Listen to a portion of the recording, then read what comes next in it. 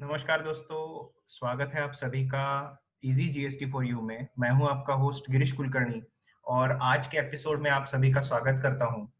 आज हम एक ऐसे डिसीजन पे बात करेंगे और एक केस स्टडी हम लोग आज डिस्कस करने वाले हैं और वो case study is related to search seizure and inspection once again.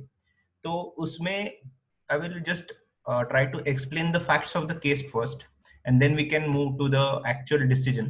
ये जो डिसीजन है वो गुजरात हाईकोर्ट का डिसीजन है और फैक्ट्स ऐसे कुछ है कि देयर इज वन एग्रीकल्चरिस्ट और वो एग्रीकल्चरिस्ट का मार्केट यार्ड के एरिया में एक गोडाउन है।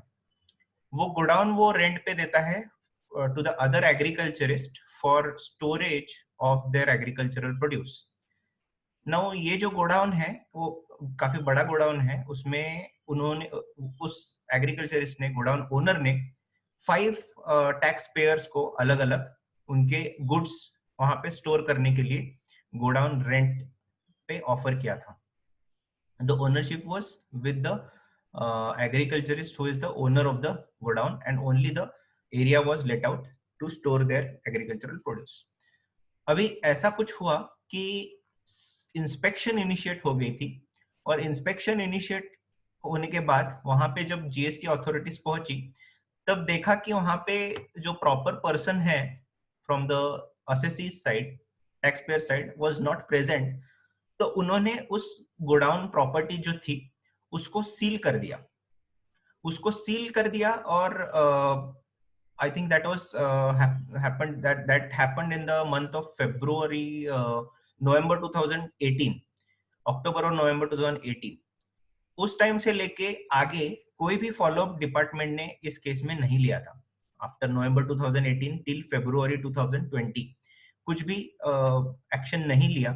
और उनका कहना था, उन्होंने जो सीज किया था वो गोडाउन, तो सील करने के टाइम पे जो मेमो बनाते हैं वो मेमो में उन्होंने कुछ रीजंस मेंशन किए थे। ऑब्वियसली 2 विटनेसेस को लेके वो मेमो फाइनलाइज किया गया और उधर वो सील आउट कर दिया था गोडाउन।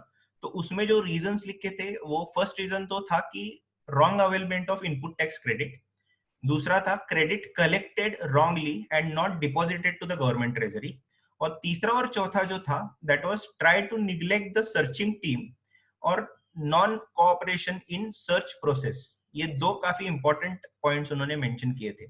अभी उन्होंने अगर ये सब देखा जाए तो whether this action was valid, ये सब करना कितना सही है जीएसटी के प्रोविजंस को कंसीडर करके, this is the question under consideration. और उन्होंने ऑब्वियसली, जैसे सील होता है कोई भी एस्टेब्लिशमेंट या प्रॉपर्टी, तो उसको ब्रेक ओपन नहीं कर सकते जब तक वो रिलीज किया जाता है विद अ प्रॉपर ऑर्डर। अगर वैसे किया जाए, किसी ने उसको इलीगली उसको ब्रेक किया, तो it is considered as an offence which is punishable under Indian Penal Code under various sections 179, 191 for some 2-3 sections. तो वैसे ये सब कंसिडर किया गया था सिनेरियो। तो इस केस में पहले तो हम लोग देखेंगे कि लॉ की कौन सी प्रोविजन इसको एप्लीकेबल होती है। तो दोस्तों basically section 67 which deals with inspection search seizure, इसको हमको आज देखना है। और इस पे, जैसे कि मैंने आपको बोला था कि हमने एक पूरा इस पे डिटेल्ड वीडियो भी किया हुआ है और ये वीडियो की लिंक मैं ऊपर कॉर्नर में उसको आपके लिए छोड़ रहा हूँ। अगर आप गो थ्रू करना चाहें तो पूरे सेक्शन के प्रोविजंस को गो थ्रू कर सकते हैं उस वीडियो में। I will just take you to the relevant section which is related to this particular case scenario, that is section 67 sub section 4, जहां पे कहा गया है कि the officer authorised under sub section 2 shall have the power to seal or break open the door of any premises or break open any almari, electronic device, box, respectable in which any goods, accounts, register or documents of the persons are suspected to be concealed, where uh, access to such premises, electronic devices, box is receptable is denied, box or receptable is denied। तो यहाँ पे अगर देखा जाए और plane reading की जाए तो सील या ब्रेक ओपन कर सकते हैं वो ऐसी प्रीमाइसेस जहाँ पे एक्सेस डिनाई हो जाए। और जैसे कि उन्होंने उनके कंटेंशन में बोला था डिपार्टमेंट के साइड से, जो काउंसिल वहां पे मेंबर थे, तो उन्होंने वहां पे बोला था कि जिस दिन ये इंस्पेक्शन कैरी किया था वहां पे रिप्रेजेंटेटिव कोई नहीं था प्रेजेंट, और इसके चलते हमने पूरी एस्टेब्लिशमेंट को ही, पूरे प्रीमाइसेस को ही सील लॉक कर दिया।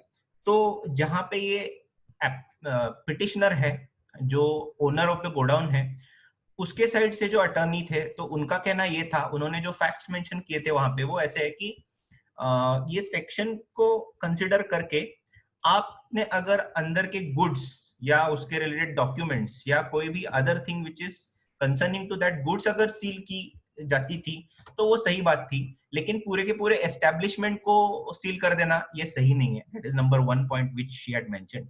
सेकेंडली उन्होंने ऐसा कहा था कि नवंबर से लेके आज तक, मतलब फरवरी 2020 जब ये हाईकोर्ट में पिटिशन फाइल की थी, तब तक कोई भी फर्दर एक्शन डिपार्टमेंट के साइड से ली नहीं गई थी। और उस इतने ज्यादा टाइम तक, almost more than 1 year, approximately close to 2 year, 1.5 year, ये पूरा सील्ड और लॉक्ड था गोडाउन, और इससे काफी नुकसान भी उनको हो सकता है।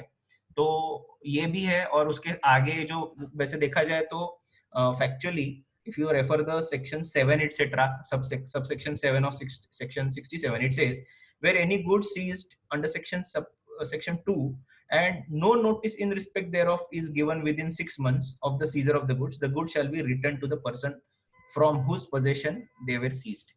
अभी ऐसा प्रोविजन है, तो इसके फैक्ट्स तो क्लियर नहीं किए गए हैं ऑर्डर में कि क्या उन्होंने नोटिस इशू किया था, उसको रिस्पॉन्ड किया था, लेकिन बेसिकली कोई भी एक्शन नहीं ली गई है, ऐसा उनका कहना था।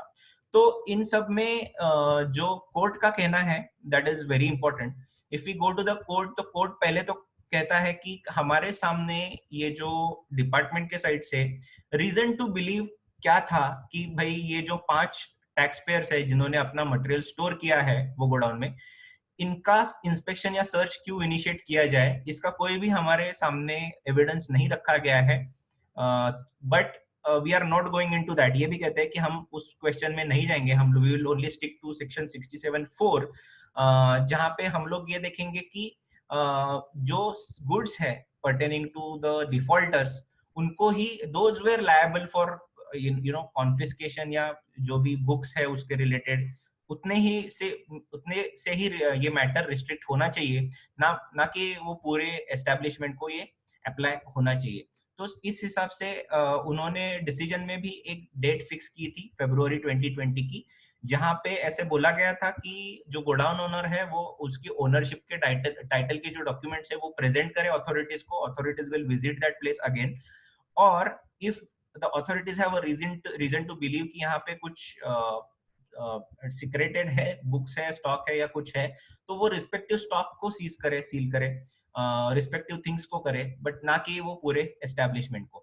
तो ये डिसीजन दिया गया था और इसका रेजोल्यूशन अकॉर्डिंगली किया गया था। तो दोस्तों ये था interpretation of the word, the set of words which is mentioned under subsection 4 of section 67।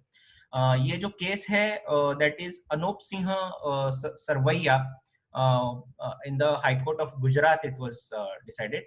तो आई होप आपको ये अच्छा इनपुट्स इससे मिले रहेंगे, और if you really like this video, press the like button, also share it with your friends, and do not forget to subscribe to our channel Easy GST for You for regular updates on GST।